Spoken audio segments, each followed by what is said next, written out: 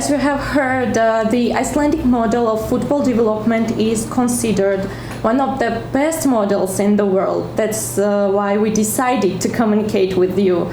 We have been searching for a competent person who is capable of answering our questions. So,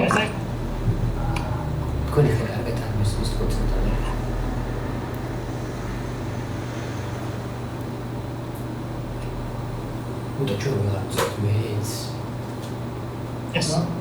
Yeah. So I'm going to tell you our story right now. Can you hear me, right? Yeah, I hear you. Okay.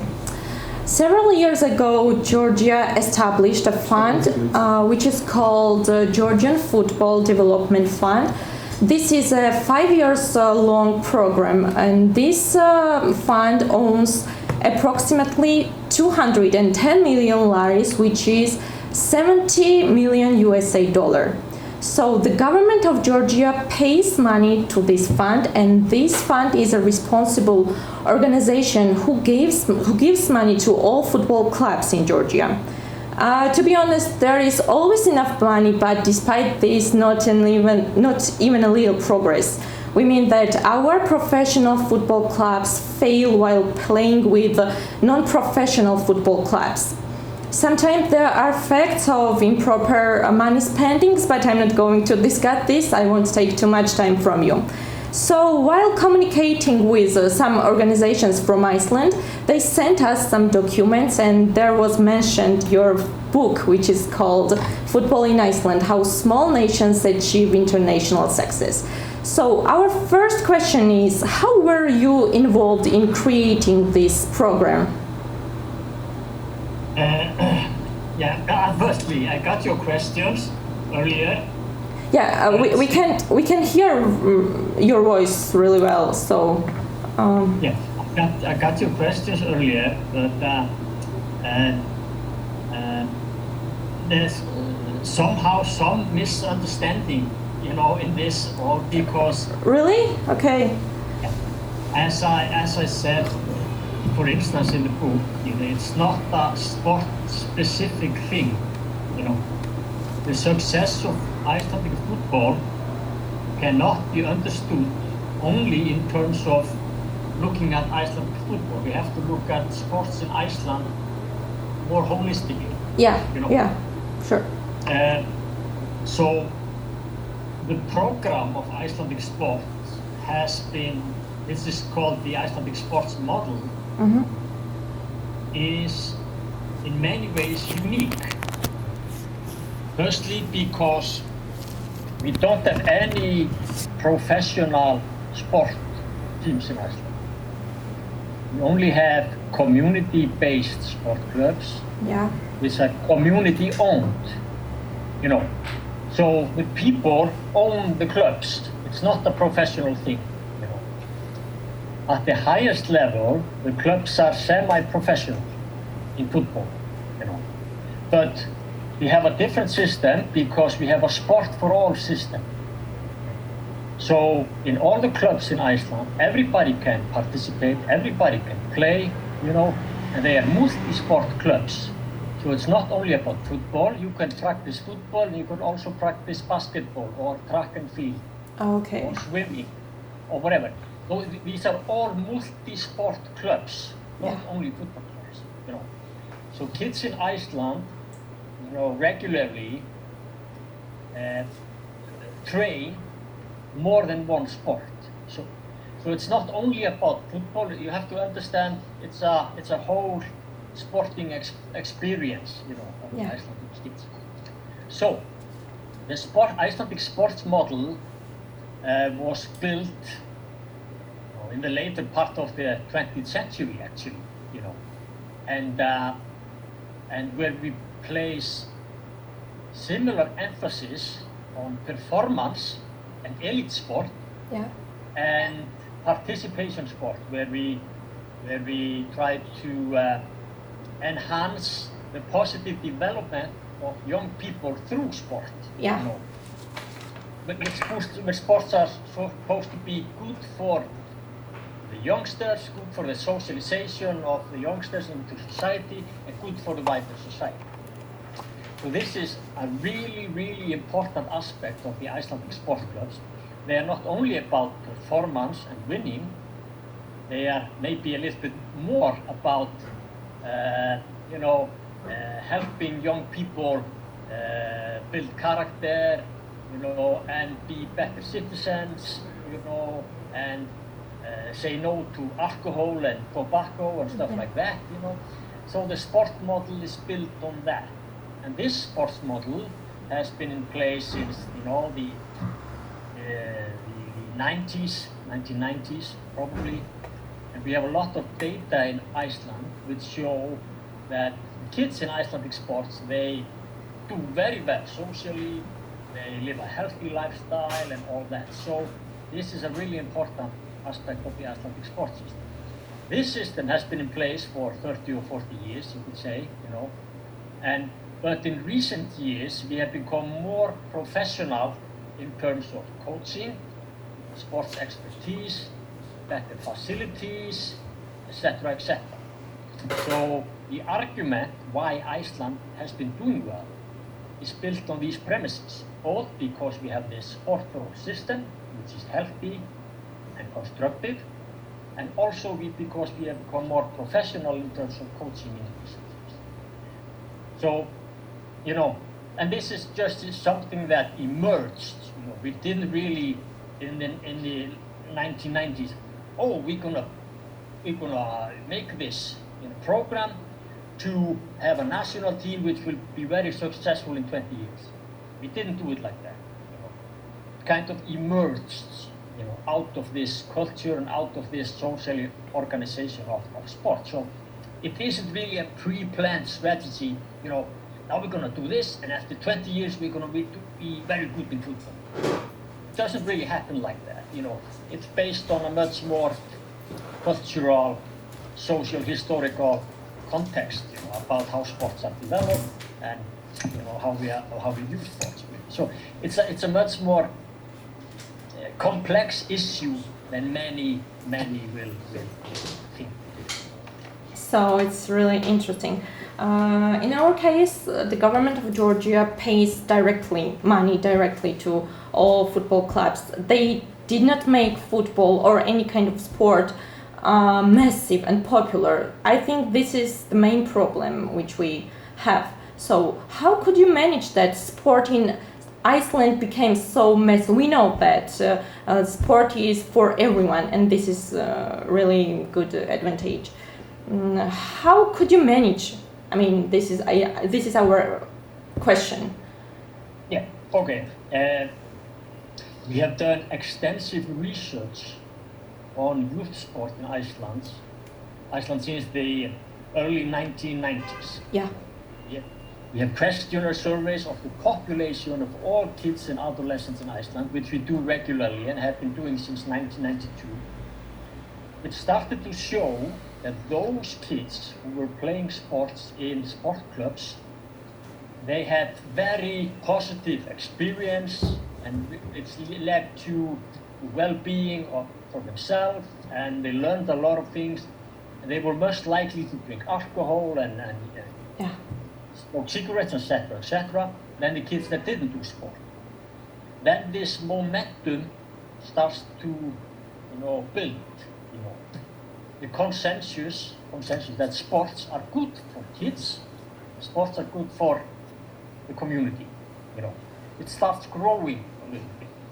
So the municipalities, the state and the municipalities, start to put extra money into sports. Yeah. Why?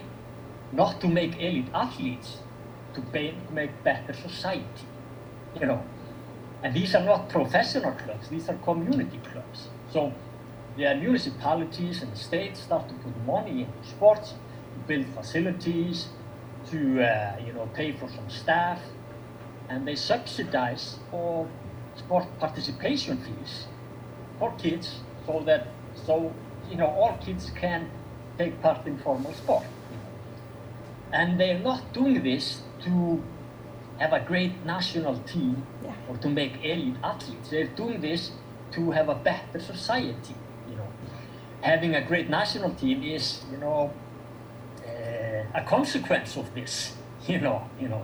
But it's not the main aim why the municipalities are putting money into sport. It's because sport is for all, sport is good for community, and all that. So this kind of ideas start to develop, and we have a lot of data which show how sports are good for the kids and good for society. So all parents want to send their kids to sport because it's good for them, and the municipalities want to put money into sport because it's good for the kids and the parents, you know. And Iceland has, you know, the highest public funds for youth sports in all of Europe. You know. And we are making it in a sport, and the funds are for sports for all.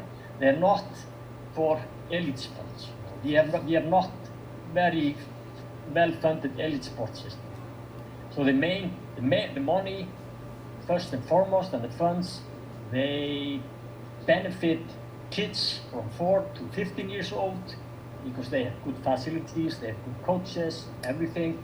However, after 15, when we have elite programs, they are underfunded, and we don't have hardly any money in elite sports in Iceland, and we are trailing almost all nations in this respect because elite sports are underfunded, while the grassroots kids sports, they are very well funded. You know. So our model is built on this, to build the ground, to build the building blocks very well, put resources and funds into them. However, we don't have much money at the top of the pyramid. Yeah, I will make it clear. It's free for everyone, right? No, you have to pay participation fees. Yeah. From the beginning.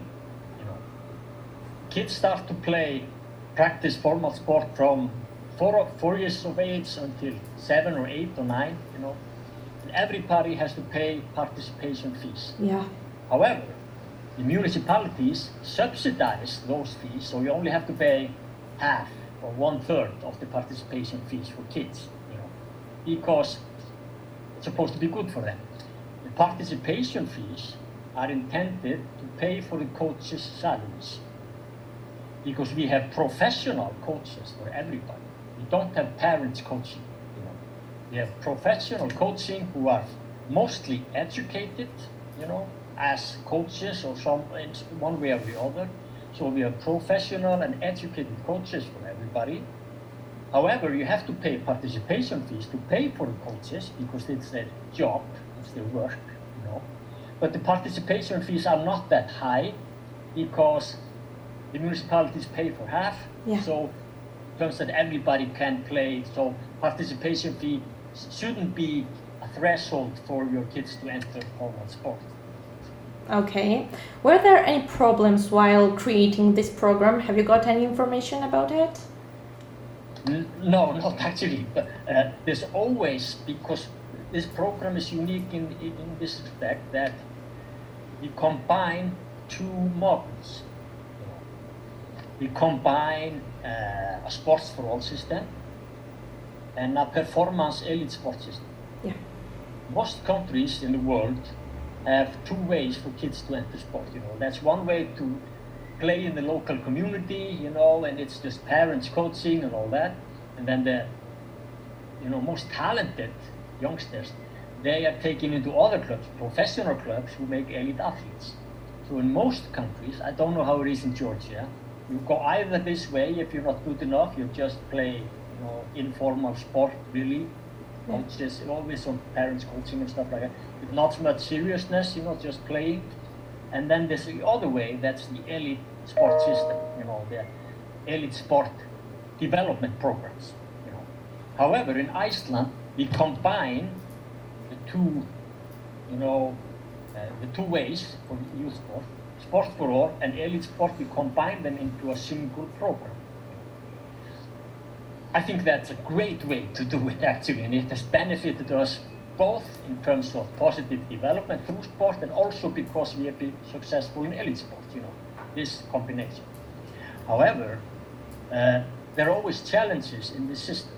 You know, there's always, you know, challenges, you know, should we put more emphasis on elite sports at a younger age, or should we have sport for all at this age? When does sport for all emphasis end and elite sport development begins. So we have all kinds of,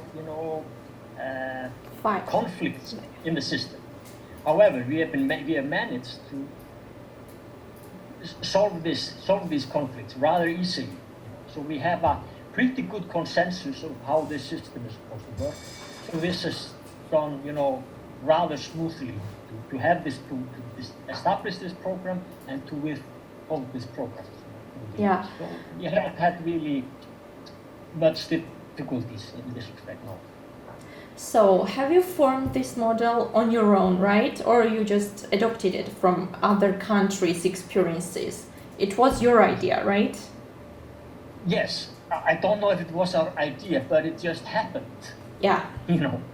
Because we are such a small nation, we don't have resources to have professional teams. Yeah. So this just emerged. This just happened. It wasn't planned. Like we can do this and this and this. It just emerged and happened along the way. However, when we figured out that this worked, we are trying to, trying to keep it safe and trying to reserve it. This model. So it's not that and I also think you cannot take a sports model, successful sports model in one country or one culture, and just put it in another culture. Yeah. That's impossible. However, you can learn from things that other nations are doing, and take good practices and trying to shape it within the culture you are organizing sport. So we got ideas from everywhere, from Denmark, Germany, or wherever. You got all kinds of ideas. Eastern Europe as well, how to coach and all that. So we mixed all of those ideas into this model in one way or the other. So you cannot really take the Icelandic sports model and implement it in Georgia if you would want to do that, because Georgia has another structure, another culture, another, ways of another ideas of what sports are for, and how to play sports, etc., etc. However, I think you could learn from Iceland some basic elements and important elements in creating this culture, as we have been able to learn from other countries things that have been important for our culture. So, it's always some kind of emergence of ideas and things are going around every time. So I think our last question is, what's your advice? What should a country do to develop, for example, football? Sport. Yeah. Yes.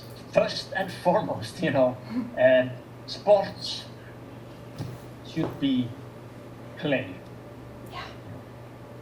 And the reason why Iceland has been doing well, not only in football, but in basketball and team handball and team gymnastics in recent years, is because sport is still play. So my theory is this. Sport is an amateur, thing in Iceland. We are amateurs, really, in the sense of sport. However, in recent years, we have become more professional, but not too professional. Because professionalism is good in many ways. However, it has its downside as well. Because what is accompanied to professionalism is commercialism. So with increased professionalism comes more commercialism, more individualism, more emphasis on extrinsic rewards and fame and fortune. And this is not very good for a team. So Iceland has been doing well in recent years. Why? Because it is on the way to more professionalism, but it has also important elements of amateurism. Iceland is in the middle of amateurism and professionalism, and has the best of both worlds. It has gained a lot of important things from more professionalism, such as expertise in coaching and facilities and game analysis and recovery and all kinds of things like that. However, we still have teams where the players are friends, and they play with their hearts, and they play for the sake of playing instead of playing for money. So we have really, really good, a great team spirit in our teams, and we have been winning a lot of great football nations recently, like Holland. Holland has fantastic football players in men's football, and I don't think there's a single Icelandic player who would be in the starting 11 in the Dutch team. However, Iceland won Holland in the Euros, leading to Euros, and Holland hasn't been involved in the last World Cup finals or European Cup finals. Why? Not because they don't have great footballers, they have great football players. However, they lack all the team spirit elements, the play, the friendships, the comradeship, the teamwork, playing for the nation, playing with their hearts. They lack all that. That's why they are not, doing well. Iceland has that, So that's what I'm talking about. I wrote a paper called The Black Swan of Elite Football, how Iceland's model is different from everybody else, which I argue this, that we have to have, sport has to be played, we have to develop friendship, you have to develop, intrinsic motivation to do sport, you have to develop all kinds of characteristics in players, like sacrifice for the team, be a great team player, be ambitious and all that, instead of having a system which highlights individualism, gaining money and fame and fortune. So Iceland has been able to have the best of both worlds, professionalism and amateurism, and many nations have forgot the amateur ethos, are only so professional, so they don't have great teams. So sport should be played with friends in a structured, formal, coaching-centered environment, and that's why we get the best of both worlds. It was a really good response. Now I know why we often fail, because we don't play with our hearts, maybe. Yeah. So this phrase I use, I say, don't take the play out of playing. Yeah. That's a key thing in the Icelandic model. We don't take the play out of playing.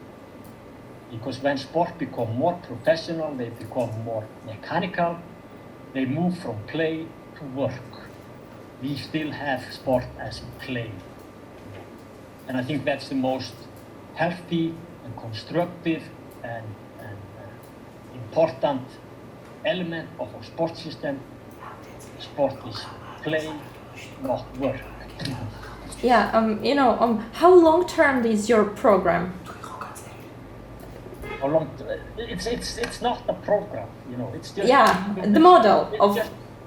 It's just the culture. It's just the way it is. It has been like this for 30 or 40 years. Yeah, it's amazing. It's not a program. It's our culture. It's our sport culture. I would rather say it's our sport culture. Yeah, I guess. Yeah. Thank you very much. Yeah. It was the interesting interview I have ever done. Thanks for your time and energy once again. We appreciate it. Thank you. Can I ask you something about Georgia? What's the population of Georgia? We are approximately 4 millions. 4 millions, yeah. Okay, so you're a tiny nation like Iceland. Yeah, we are considered a tiny nation, but you. Yeah. So my argument is this: for us, for a tiny nation like Georgia and Iceland, we cannot expect to have great football players. Because to have great football players, you have to have a larger pool of players to have the talented players come up here and there. And we don't have those great football players. And if we don't have the great football players, we have to have something else.